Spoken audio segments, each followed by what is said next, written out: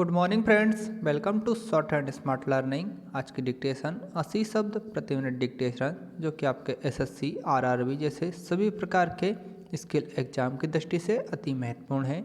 तो डिक्टेशन को अंत तक लिखें, साथ ही इसका ट्रांसक्रिप्शन भी जरूर करें और हमें बताएं कि आपकी कितनी एक्यूरेसी रही है। डिक्टेशन को ज़्यादा से ज़्यादा शेयर कर दें ताकि सभी लोगों तक डिक्टेशन पहुँच पाए और डिक्टेशन को सभी लोग लिख पाएँ, तथा हमारे चैनल को सब्सक्राइब कर लें जिससे आपको सबसे पहले ये डिक्टेशन मिल पाए। डिक्टेशन शुरू होगी 5 सेकंड बाद।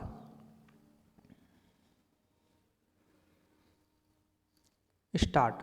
अध्यक्ष जी, धर्म कर्म के मुद्दे पर संसद में कम ही चर्चा होती है। आज जब इस मुद्दे को उठाया गया है तो मैं भी बहती गंगा में अपना हाथ धोना चाहूँगा। मैं आपकी अनुमति से धर्म कर्म और अंधविश्वास के बारे में कुछ कहना चाहता हूँ। वह हम अंधविश्वास से मुक्त होकर धर्म का स्वरूप स्थापित करते हैं तो निश्चय ही यह स्वीकार्य होना चाहिए। हम यह अच्छी तरह से जानते हैं कि अनेक धार्मिक क्रियाएं ऐसी हैं जिनके साथ मनुष्य सामाजिक जीवन के प्रारंभिक काल से ही बंधा हुआ है। हम सबको यह मानना पड़ेगा कि धर्म में अवश्य ही ऐसी कुछ बात है जो कि हजारों वर्षों से मनुष्य उसके प्रभाव में रहता चला आया है। कई बार धार्मिक जीवन और धार्मिक क्रियाओं से सौंदर्य का भी बोध होता है।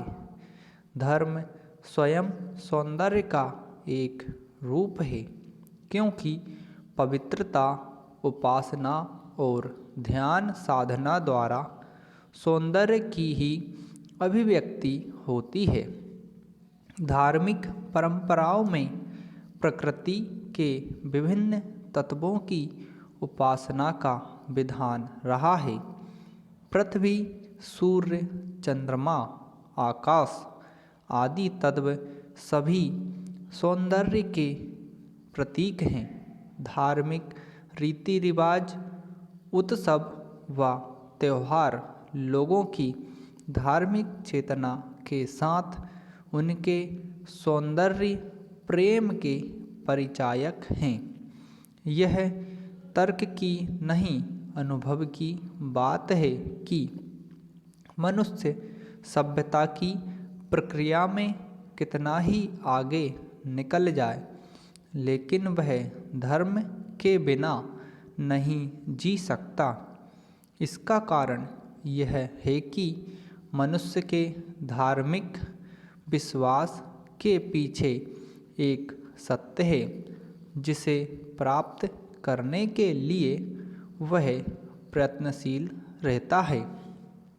वह सत्य रहस्यमय है। धार्मिक विश्वास का मूल कारण भी यही है। सत्य को ना प्राप्त करके भी मनुष्य यह अनुभव करता है कि जो उसे धर्म ने दिया है वह अन्य किसी प्रकार संभव नहीं था। सत्य को प्राप्त ना करके भी लोगों में यह विश्वास लगातार बना हुआ है।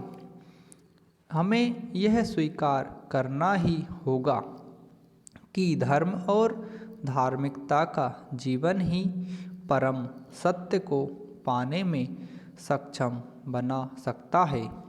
केवल यही बात धार्मिक बने रहने के लिए कम शक्तिशाली कारण नहीं है। इस धार्मिक विश्वास की अभिव्यक्ति भी कई प्रकार से होता है। जो व्यक्ति मंदिर में जाकर पूजा करता है अथवा किसी पवित्र पुस्तक का पाठ करता है, तो वह भी धार्मिक कहलाता है। वह व्यक्ति जो प्रकृति को ईश्वर का पर्याय मानकर उसके सौंदर्य की उपासना करता है, वह भी धार्मिक कहलाता है। कुछ लोग प्राकृतिक जगत से भिन्न किसी दैविक शक्ति की कल्पना नहीं करते हैं, फिर भी हम इस प्रकार के मनुष्य को नास्तिक नहीं कह सकते। हमें यह स्वीकार करना होगा। पैराग्राफ। महोदय, जाति धर्म के आधार पर मनुष्य में भेदभाव न करते हुए मानव मात्र की मूल आवश्यकताएं वायु, जल, भोजन की पूर्ति के लिए परस्पर सहयोग करना भी मानवता का धर्म ही है। यह मानवीय एकता का साधन है। विवेक पर आधारित एक सत्य को स्वीकार करना मनुष्य की प्रवृत्ति है। संपूर्ण विश्व में मुक्त व्यापार तथा स्वतंत्र आवागमन वर्तमान में प्रचलित विषमताओं को कम करने का एक सशक्त माध्यम हो सकता है।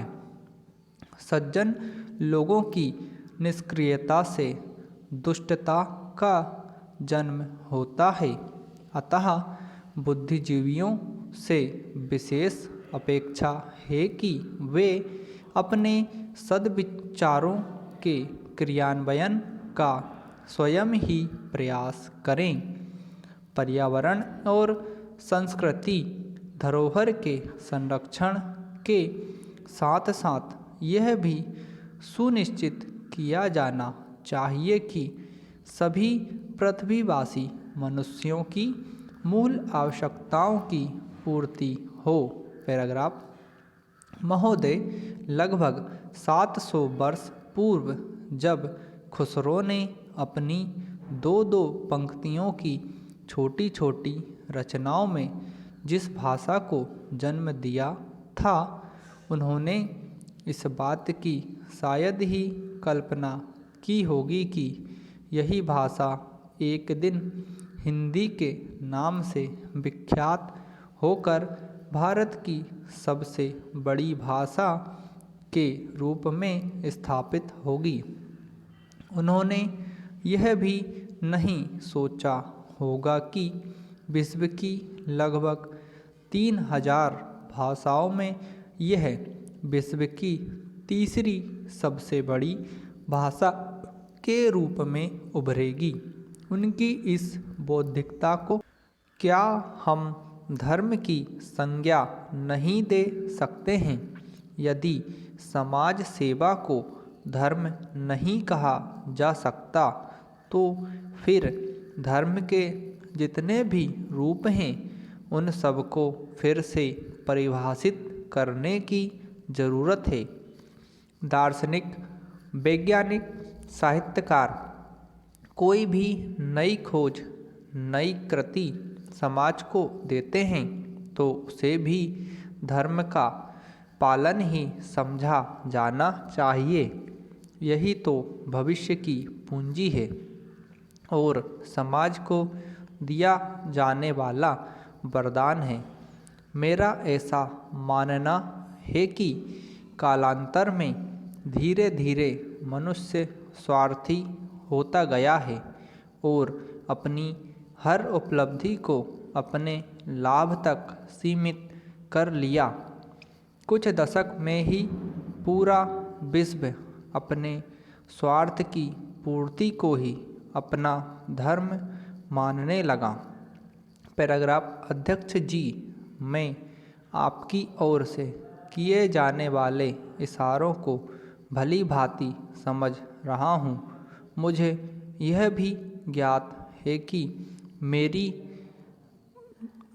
मेरे लिए जितना समय आवंटित किया था वह समाप्त होने वाला है, अतः अपनी बात को समाप्त करता हूँ। समाप्त। दोस्तों, आप लोगों को डिक्टेशन पसंद आए तो इसे ज़्यादा शेयर करें और हमारे चैनल को सब्सक्राइब कर लें। साथ ही डिक्टेशन का ट्रांसक्रिप्शन करके हमें बताएं कि आपकी एक्यूरेसी कितनी रही।